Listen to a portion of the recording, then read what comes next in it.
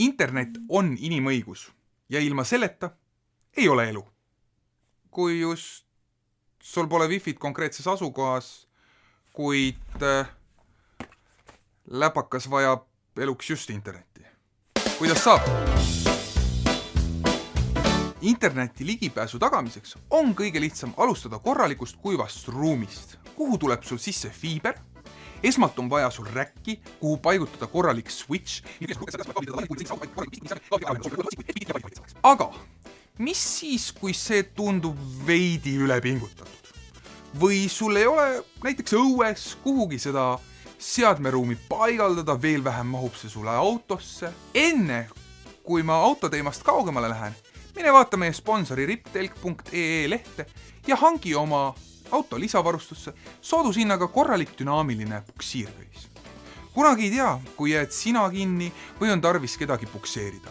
Tänu köie venivusele saab sellega kerge vaevaga välja tõmmata ka lootusetult kinni sõitnud masinad. Veebruari lõpuni on koodiga arvutimaailm kõik dünaamilised puksiirköied -20%.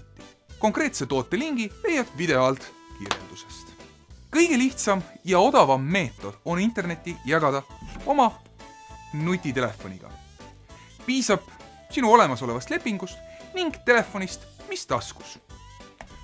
Vaatame üle nii Androidi kui iOS-i. Androidi puhul otsi välja oma seadet, sealt leiad Connections või miskit võrguga seotud.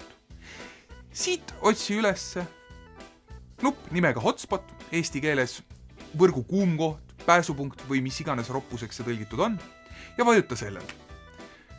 Sealt samast menüüde rägastikust leiad ka võimaluse seadistada võrgu nime ning parooli. Parool võiks olla pikem kui üks sõna, kuid mitte liiga pikk.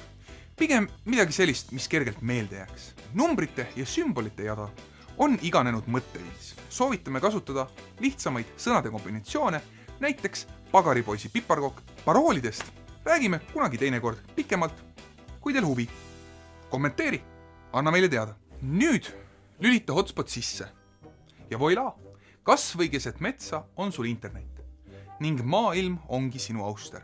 Samas, eeldus on, et sul on ka levi ja arvesse tasuks võtta ka operaatori poolt seatud mahupiirangut. Arvutis 4K resolutsiooniga Netflixi vaadates sööb näiteks 5 giga andmemahtu väga kiiresti ära. Kas sa subscribe nuppu juba vajutasid ja kellukese ikooni selle kõrval?